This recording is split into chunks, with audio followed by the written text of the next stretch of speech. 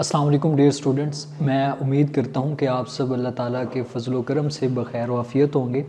Once again Mohammed Yasin is here और आज हम बात करने लगे हैं न्यूक्लियस के स्ट्रक्चर की, जो कि हमने स्टार्ट किया था प्रीवियस लेक्चर में।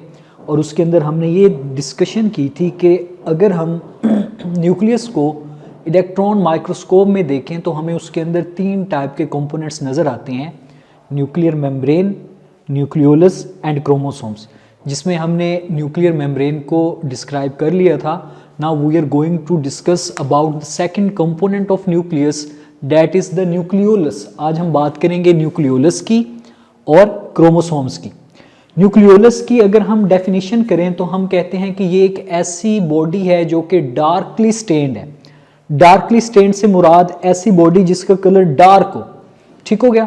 और ये सेल के न्यूक्लियस में पाई जाती है और इसके बाहर किसी किस्म की मेम्ब्रेनस बाउंड्री नहीं है, यानी कि ये नहीं है कि न्यूक्लियोलस के बाहर कोई मेम्ब्रेनस इन्वेलप होगी, नहीं, बल्कि ये बिल्कुल मेम्ब्रेन के अलावा होती है और ये न्यूक्लियोप्लाज्म में पाई जाती है। अगर हम इसका फंक्शन की बात करें तो it is primary involve in the synthesis and storage of ribosomal RNA. Ribosomal RNA, हमने ये चीज़ देखी थी कि आरएनए की 3 टाइप्स होती हैं: messenger RNA, transfer RNA and ribosomal RNA. जो राइबोसोमल आरएनए है, ये आरएनए की वो टाइप है जिसकी सिंथेसिस न्यूक्लियोलस में होगी और वहाँ पे ये कुछ टाइम के लिए स्टोर भी होगा। तो हम डेफिनेशन इसकी कुछ यूँ करेंगे कि a darkly stained body without any membranous boundary present in nucleus and is involved in synthesis and storage of ribosomal RNA. अब अगर हम इसकी नंबरिंग की बात करें तो एक न्यूक्लियस के अंदर एक न्यूक्लियोलस भी हो सकता है और 2 भी हो सकते हैं, ठीक हो गया। जैसे कि यहाँ डायग्राम में हमने 2 न्यूक्लियोलस शो किए हैं। अब अगर आप देखें तो इस पूरे न्यूक्लियस में न्यूक्लियोलस ऐसी बॉडी है जो कि हमें प्रोमिनेंट नजर आ रही है क्योंकि ये डार्कली स्टेन्ड है, इसका कलर डार्क है as compared to its surrounding nucleoplasm. इस वजह से हम इसे डार्कली स्टेन्ड बॉडी भी कहते हैं, ठीक हो गया। कंपोजिशन, अगर हम इसकी कंपोजिशन देखें तो it is primarily composed of 2 regions. जो पहला रीजन है इसका, उसे हम पेरिफेरल रीजन कहते हैं, यानी कि जो इसकी बाउंड्री लाइन पर है, आउटर रीजन। सेंट्रल एरिया या सेंट्रल रीजन जो कि इसके सेंटर में है। जो पेरिफेरल एरिया है इसकी अगर हम देखें स्ट्रक्चर तो ये ग्रेन्युलर है। ग्रेन्युलर कहते हैं दानेदार, यानी कि जिसके अंदर छोटे छोटे से ग्रेन्यूल्स होंगे, दाने पाए जाएंगे। और इसकी कंपोजिशन अगर हम देखें तो it is composed of the precursors of ribosomal सब यूनिट्स। इसके अंदर राइबोसोमल सब यूनिट्स के प्रीकर्सर पाए जाते हैं। अब बात यह है कि प्रीकर्सर किसे कहते हैं? प्रीकर्सर कहते हैं ऐसे सब्सटेंस या मटेरियल को जो कि फ्यूचर में जाके कोई ऐसा मटेरियल या सब्सटेंस बताएगा जो कि उससे मोर एडवांस्ड और एक्टिव होगा। फॉर एग्जांपल यहां पर ये जो प्रीकर्सर्स हैं ये फ्यूचर में जाके राइबोसोमल सब यूनिट्स बनाएंगे जो कि इनसे ज्यादा एडवांस्ड होंगे फंक्शनली भी और स्ट्रक्चरली भी। इसका सेंट्रल एरिया जो कि इसके सेंटर में पाया जाएगा, it is actually fibril like. इसका स्ट्रक्चर जो है वो फिब्रिल लाइक होता है, यानी कि इसके अंदर फिब्रिल्स होंगे, छोटे छोटे से बारीक रेशे होंगे, धागे होंगे। और इसकी कंपोजिशन देखें तो इसके अंदर 2 मेजर केमिकल कंपोनेंट्स होते हैं, आरएनए एंड राइबोसोमल डीएनए। अच्छा, अब आरएनए का तो पता चल गया हमें कि इसके अंदर आरएनए होगा राइबोसोमल आरएनए, जो कि हमने पहले भी बात की। यहां पर ना स्मॉल आर डीएनए से मुराद है राइबोसोमल डीएनए। लेकिन यहां पर एक कंफ्यूजन आप लोगों के माइंड में आएगी, वो ये कि जब हमने न्यूक्लिक एसिड्स को स्टडी किया था तो हमने कहा था कि न्यूक्लिक एसिड्स की 2 टाइप्स होती हैं, डीएनए एंड आरएनए। फिर हमने ये कहा कि जो आरएनए है उसको हम फर्दर 3 कैटेगरीज में सब डिवाइड करते हैं: messenger RNA, ribosomal RNA, transfer RNA. लेकिन वहां पर हमने डीएनए को किसी भी किस्म की टाइप्स में क्लासिफाई नहीं किया था। एक्चुअली डीएनए की टाइप्स होती नहीं है, लेकिन यहां पर हम इसे स्मॉल आर इसके साथ इस वजह से लगा रहे हैं क्योंकि ये वो डीएनए है जिसके अंदर ऐसी जेनेटिक इंफॉर्मेशन कोडेड है जो कि राइबोसोमल आरएनए बनाएगा। इस वजह से हमने इसके साथ स्मॉल सा आर लगा दिया, यानी कि ऐसा DNA which is involved in the synthesis of ribosomal RNA, ठीक हो गया। यहां कंफ्यूजन नहीं करनी, डीएनए की टाइप्स नहीं होती। फंक्शन, इसका मेजर फंक्शन है जी असेंबलेज ऑफ राइबोसोम्स। अब हमने राइबोसोम्स को भी इस चैप्टर में कुछ ही दिनों पहले डिस्कस किया था। उसके अंदर हमने स्ट्रक्चर में ये कहा था कि ribosome is composed of 2 subunits, one is the largest subunits and the second one is the smallest subunit, जिसमें हमने कहा कि एक राइबोसोम के अंदर दो पोर्शंस होते हैं या दो उसके पार्ट्स होते हैं। एक पार्ट को हम कहते हैं लार्जेस्ट सब यूनिट जो कि साइज में लार्जर होता है, दूसरे को हम कहते हैं स्मॉलेस्ट सब यूनिट जो कि साइज में स्मॉलर होता है। एक्चुअली यहां पर असेंबलेज ऑफ राइबोसोम से मुराद ये है असेंबलेज ऑफ राइबोसोमल सब यूनिट्स। राइबोसोम का लार्जर सब यूनिट और स्मॉलर सब यूनिट, उसकी असेंबलेज जो है वो न्यूक्लियोलस में होगी और असेंबलेज के बाद ये न्यूक्लियस की इन्वेलप को या न्यूक्लियर मेम्ब्रेन को क्रॉस करेगा वाया न्यूक्लियर पोर्स, उसके बाद चला जाएगा साइटोप्लाज्म में, और साइटोप्लाज्म में जाने के बाद जब कभी भी प्रोटीन सिंथेसिस स्टार्ट होगी तो उस वक्त ये दोनों सब यूनिट्स यानी कि लार्जर सब यूनिट और स्मॉलर सब यूनिट आपस में कंपाइल करेंगे। लेकिन अदरवाइज अगर हम इनकी सिंथेसिस की साइड पे देखें तो ये आपस में जुड़े हुए नहीं होते। जब ये साइटोप्लाज्म में आते हैं तो भी डिफरेंशियली आएंगे, इंडिपेंडेंटली आएंगे, लेकिन जब प्रोटीन सिंथेसिस स्टार्ट होगी उस वक्त लार्जर सब यूनिट और स्मॉलर सब यूनिट आपस में अटैच हो जाएंगे। ये था जी हमारे पास न्यूक्लियोलस। अब हम बात करेंगे क्रोमोसोम्स की। पिक्चर में जो लास्ट और थर्ड कंपोनेंट है वो है क्रोमोसोम्स। हम क्रोमोसोम्स को डिस्कस करने लगे हैं। सबसे पहले इसकी definition, chromosome thread like structures हैं जो कि डार्कली स्टेन्ड होंगे, यानी कि ऐसा स्ट्रक्चर जिसकी शेप थ्रेड लाइक हो, धागे नुमा, और ये डार्कली स्टेन्ड है यानी कि इसका कलर डार्क होता है, सेल के न्यूक्लियस में पाया जाता है। ठीक हो गया। इन्हें हम अगर इनकी फॉर्मेशन देखें तो they are formed by the condensation of chromatin network. Nucleus के अंदर जो क्रोमैटिन नेटवर्क होता है उसकी कंडेंसेशन से क्रोमोसोम्स बनेंगे, और ये क्रोमोसोम्स बनेंगे at the time of cell division. जब सेल ने अपने आप को डिवाइड करना होता है तो उस वक्त उसके अंदर जो क्रोमैटिन नेटवर्क है which is composed of DNA and histone proteins, it undergoes condensation, उसकी कंडेंसेशन होगी और क्वाइलिंग होगी, जिसके रिजल्ट में एक darkly stained thread like structure बनेगा सेल के न्यूक्लियस में, जिसे हम क्रोमोसोम कहते हैं। तो इसकी डेफिनेशन यूं होगी, darkly stained thread like structures formed by condensation of chromatin network and are present in nuclei of cell. Cell के न्यूक्लियाई में पाए जाते हैं। स्ट्रक्चर, अगर हम सेल को कंपाउंड माइक्रोस्कोप से देखें, ऐसे सेल को जो कि डिवाइडिंग फेज में है यानी कि वो डिवाइड हो रहा है, तो उसके अंदर हमें इसके क्रोमोसोम्स विजिबल अपेरेंटली नजर आएंगे। और एक क्रोमोसोम का अगर हम स्ट्रक्चर देखें तो वो दो कंपोनेंट्स के ऊपर मुश्तमिल होता है। एक उसके अंदर होता है क्रोमैटिड, दूसरा होता है सेंट्रोमेयर। अब ये जो क्रोमैटिड है it is further composed of two flaps और आर्म्स ऑफ क्रोमोसोम। ठीक हो गया। ये सपोज दैट क्रोमोसोम है, इसके ऊपर ये जो एक स्ट्रक्चर हमारे पास है ना ब्लैक कलर का, ये एक क्रोमैटिड है, और ये क्रोमैटिड दो आर्म्स में डिवाइडेड है। कैसे? By the help of centromere. अब सेंट्रोमेयर क्या है? Centromere is actually the central rounded part of chromosome. Chromosome के सेंटर में एक राउंडेड पोर्शन होता है जिसे हम सेंट्रोमेयर कहते हैं। फॉर एग्जांपल ये जो यहां पर मैंने ड्रा किया है रेड कलर में राउंडेड पार्ट, ये क्रोमोसोम का सेंट्रोमेयर होगा। और सेंट्रोमेयर वो प्लेस है क्रोमोसोम की जहां पर स्पिंडल फाइबर्स आकर अटैच्ड होंगे ड्यूरिंग सेल डिवीजन। सेल जब डिवाइड कर रहा होता है तो उसके अंदर एक फेज आती है जिसे हम कहते हैं एनाफेज, जिसके अंदर डुप्लीकेटेड क्रोमोसोम सेपरेट होंगे।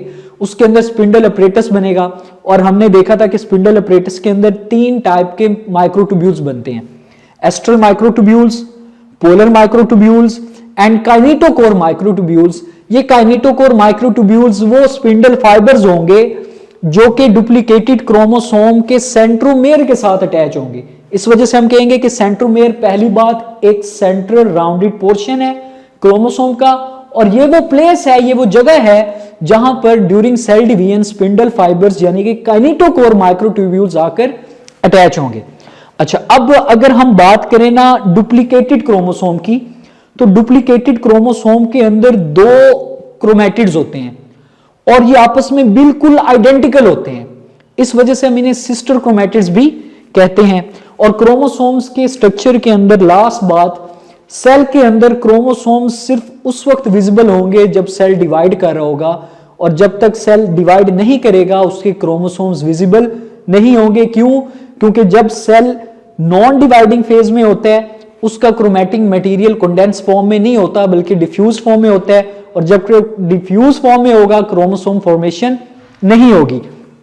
अच्छा, अब यहां पर जो डायग्राम मैंने बताई है इसके अंदर ना ये जो राइट साइड पे मैंने बनाया है ये अनडुप्लीकेटेड क्रोमोसोम है, यानी कि ऐसा क्रोमोसोम जिसकी अभी तक डुप्लीकेशन नहीं हुई। अब इससे पहले लेक्चर में मैंने आपको कहा था कि ना हम ओवरऑल सेल साइकिल को दो फेजेस में डिवाइड करते हैं, इंटरफेज जिसे हम नॉन डिवाइडिंग फेज भी कहते हैं, माइटोटिक फेज जिसे हम डिवीजन या डिवाइडिंग फेज भी कहते हैं। अब जो इंटरफेज है उसे हम फर्दर 3 फेजेस में डिवाइड करते हैं, G1 phase, S phase and G2 phase. इन तीनों फेजेस में से जो सेकंड फेज है जिसे हम S फेज कहते हैं, यहां पर S से मुराद है सिंथेसिस, S फेज को हम सिंथेसिस फेज भी कहते हैं। एक्चुअली ये वो फेज है सेल साइकिल की जिसके अंदर क्रोमैटिन मटेरियल या क्रोमोसोम्स जो है ये अपनी रेप्लिकेशन करेंगे, जिसके रिजल्ट में ये हूबहू एक बिल्कुल आइडेंटिकल क्रोमैटिड बनाएगा जिसकी केमिकल कंपोजिशन इसके बिल्कुल सिमिलर होगी। यानी कि एस फेज में जो कि इंटरफेज का पार्ट है उसमें जब डुप्लीकेशन हो जाएगी तो ये अनडुप्लीकेटेड क्रोमोसोम कन्वर्ट हो जाएगा डुप्लीकेटेड क्रोमोसोम में, और डुप्लीकेटेड क्रोमोसोम में आपको 2 क्रोमैटिड्स नजर आएंगे जिन्हें हम सिस्टर क्रोमैटिड्स कहते हैं, और ये केमिकली आपस में बिल्कुल आइडेंटिकल होंगे। ये था जी हमारे पास structure regarding to the chromosome. Chromosome की कंपोजिशन डिस्कस करने लगे हैं। Chromosome is actually composed of 2 major chemical components. The first one is the DNA and the second one is the protein. Chromosome के अंदर 2 टाइप के chemical components होते हैं, DNA और प्रोटीन। अब जो डीएनए है उसका एक ही मॉलिक्यूल होगा एक सिंगल क्रोमोसोम में जो कि काफी लेंथी होता है, और इसकी क्वाइलिंग जब होगी तो ये एक क्रोमोसोम में आ जाएगा। याद रखना है सिंगल क्रोमोसोम में सिंगल मॉलिक्यूल होगा डीएनए का, और ये कंटिन्यूअस होगा, कहीं पे इसका ब्रेकेज पॉइंट नहीं होता। और जो प्रोटीन्स हैं जो कि क्रोमोसोम्स बनाती हैं उन्हें हम कहते हैं हिस्टोन प्रोटीन्स। ठीक हो गया। अच्छा, अब अगर हम बात करें नेक्स्ट पॉइंट की, तो सेल के अंदर वो इंफॉर्मेशन जो कि सेलुलर एक्टिविटीज के लिए नेसेसरी है that is coded in the form of genes, वो इंफॉर्मेशन जीन्स की फॉर्म में पाई जाती है, और ये जीन्स डीएनए के ऊपर पाए जाते हैं, और डीएनए और प्रोटीन मिलकर क्रोमैटिन नेटवर्क बनाएंगे, और इसी क्रोमैटिन नेटवर्क की जब क्वाइलिंग होगी और कंडेंसेशन होगी उसके रिजल्ट में क्रोमोसोम्स बनेंगे। इस वजह से हम ये कहते हैं कि ओवरऑल सेल के अंदर जो एक्टिविटीज परफॉर्म हो रही हैं उनको कंट्रोल करने वाली जो इंफॉर्मेशन है वो क्रोमोसोम्स में पाई जाती है। लेकिन कैसे, उसका एक बकायदा सर्कल है कि इंफॉर्मेशन जीन्स की फॉर्म में होगी, ये जीन्स डीएनए पे पाए जाते हैं, डीएनए हिस्टोन प्रोटीन के साथ मिलकर क्रोमैटिन नेटवर्क बनाएगी, और लास्ट प्रोसेस में क्रोमैटिन नेटवर्क जब कंडेंसेशन के थ्रू कंडेंस होगा तो उसके रिजल्ट में क्रोमोसोम्स बनेंगे, और ये कंडेंसेशन वाला प्रोसेस होगा ड्यूरिंग सेल डिवीजन जब सेल ने डिवाइड होना है। अच्छा, अब बात यह है कि हमने स्टार्ट में यह भी कहा था कि न्यूक्लियस ऐसा ऑर्गेनेली है जो कि हेरिडिटी मटेरियल या जेनेटिक मटेरियल को कंटेन करता है। हेरिडिटी मटेरियल मैंने कहा था कि ऐसा मटेरियल जो कि पेरेंट से ऑफस्प्रिंग में ट्रांसफर होता है। अब होता क्या है कि वो इंफॉर्मेशन जो कि सेलुलर एक्टिविटीज के लिए रिक्वायर्ड है, नेसेसरी है, और वो क्रोमोसोम्स में पाई जा रही है, यही क्रोमोसोम्स जब गैमीट्स की फॉर्म में पेरेंट से शिफ्ट होंगे ऑफस्प्रिंग में, तो उसके रिजल्ट में जो इंफॉर्मेशन इसके ऊपर कोडेड है in the form of gene that is also transformed towards the offspring, वो इंफॉर्मेशन भी क्रोमोसोम के जरिए से ऑफस्प्रिंग में चली जाएगी। In other words we can say that chromosome acts as a vehicle for the transport of genetic और heredity material from parents to offspring, यानी कि क्रोमोसोम ऐसा व्हीकल है जिसने अपने ऊपर जेनेटिक इंफॉर्मेशन को कैरी किया हुआ है, और जब ये क्रोमोसोम गैमीट्स की फॉर्म में जाइगोट में जाएगा और उससे जो ऑर्गेनिज्म यानी कि ऑफस्प्रिंग बनेगा, उस क्रोमोसोम के साथ साथ वो जेनेटिक इंफॉर्मेशन भी शिफ्ट हो जाएगी टुवर्ड्स ऑफस्प्रिंग। अच्छा, अब हम बात करने लगे हैं क्रोमोसोम की नंबर्स की, कि एक सेल के न्यूक्लियस के अंदर क्रोमोसोम्स की नंबरिंग क्या होती है। तो उसके अंदर हम सबसे पहले तो ये बात करेंगे कि हर स्पीशीज के अंदर क्रोमोसोम्स के नंबर स्पेसिफिक होते हैं। फॉर एग्जांपल अगर हम ह्यूमंस की बात करें तो हमारे अंदर 46 क्रोमोसोम्स हैं। अब इसके ही रिलेटेड पॉइंट सेकंड जो हम बात करेंगे वो ये है कि एक स्पीशीज के जितने भी इंडिविजुअल्स हैं उन सब के अंदर सिमिलर नंबर होंगे क्रोमोसोम के। क्या मतलब, अगर कोई इंसान पाकिस्तान में है या किसी भी कंट्री में बैठा हुआ है, उसके अंदर क्रोमोसोम के नंबर 46 ही होंगे, यानी कि एक से हर स्पीशीज के क्रोमोसोम नंबर स्पेसिफिक होते हैं और उस स्पीशीज से रिलेटेड जितने भी इंडिविजुअल्स होंगे उनके अंदर क्रोमोसोम्स के नंबर सिमिलर होंगे। ये नहीं है कि एक इंसान में 46 हैं और 48 हैं और किसी में 46 पाए जा रहे हैं, नथिंग लाइक दैट, ऐसा नहीं होगा। अब अगली बात वो ये कहता है कि ये जो क्रोमोसोम के नंबर्स हैं ये कांस्टेंट रहते हैं जनरेशन आफ्टर जनरेशन, यानी कि पेरेंट से जब नेक्स्ट जनरेशन बनेगी तो उसके अंदर क्रोमोसोम के नंबर कांस्टेंट रहते हैं, चेंज नहीं होते। अच्छा, अब उसके बाद ना एक हम टर्म यूज करने लगे हैं ploidy. Ploidy actually refers to the number of sets of chromosome. Cell के अंदर क्रोमोसोम के जो सेट्स पाए जाते हैं उसके लिए हम एक टर्मिनोलॉजी यूज करते हैं जिसे हम कहते हैं प्लॉइडी। अब कुछ ऐसे सेल्स होते हैं जिसके अंदर क्रोमोसोम का सिंगल सेट पाया जाता है, यानी कि एक सेट, उस सेल को हम कहेंगे हैप्लॉइड। और ऐसा सेल जिसके अंदर क्रोमोसोम्स के दो सेट्स पाए जाए उसे हम कहेंगे डिप्लॉइड। और वो सेल्स जिनके अंदर क्रोमोसोम्स के दो से ज्यादा सेट्स पाए जाते हैं, यानी 3, 4 अप टू सो ऑन, उनके लिए हम वर्ड यूज करेंगे polyploids that exhibits more than 2 sets of chromosomes. Number of chromosomes में ना एक पॉइंट बहुत इंपॉर्टेंट है जो हम अब डिस्कस करने लगे हैं, वो ये कि ऐसा ऑर्गेनिज्म जो कि डिप्लॉयड है जिसके अंदर क्रोमोसोम्स के दो सेट्स पाए जाते हैं, फॉर एग्जांपल ह्यूमन 23 पेयर्स होते हैं, ठीक हो गया। अब हमारे बॉडी के अंदर जो सेल्स हैं ना उन्हें हम दो टाइप्स में डिवाइड करते हैं, somatic cells and germ cells. Somatic cell कहते हैं नॉर्मल बॉडी सेल्स को, और जर्म सेल्स वो सेल्स हैं which are involve in the production of gametes, जिनका काम क्या है गैमीट्स को प्रोड्यूस करना, और ये हमारे रिप्रोडक्टिव ऑर्गन्स में पाए जाते हैं। For example in case of male germ cells are present in testes, while in case of females the germ cells are present in ovaries। अब इनसे जब गैमीट्स बनेंगे तो वो गैमीट्स भी दो टाइप के होंगे, जो मेल ऑर्गेनिज्म होगा या मेल ह्यूमन होगा उसके अंदर जर्म सेल्स बनेंगे जनाब, जर्म सेल से जो बनेंगे गैमीट्स वो होंगे स्पर्म्स, और फीमेल्स के अंदर जो जर्म सेल्स है उनकी डिवीजन से जो गैमीट्स बनेंगे उसे हम कहते हैं एग्स। अब यहां पर एक चीज बहुत इंपॉर्टेंट है, हमारी बॉडी के जो नॉर्मल सेल्स हैं जिन्हें हम सोमैटिक सेल्स कहते हैं, they are propagated by means of mitosis, वो अपनी नंबरिंग को इंक्रीज करते हैं माइटोसिस के जरिए।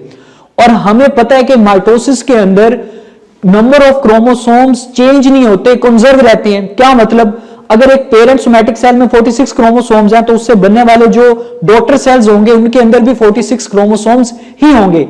लेकिन इसके कंट्रास्ट में अगर हम जर्म सेल्स की बात करें, दे अंडरगो मियोसिस। जब जर्म सेल्स हमारे पास गैमीट्स बनाएंगे तो उनके अंदर मियोसिस होगी, और हमें यह पता है कि मियोसिस सेल डिवीजन की ऐसी टाइप है जिसके अंदर क्रोमोसोम्स नंबर रिड्यूस होकर 1/2 हो जाते हैं।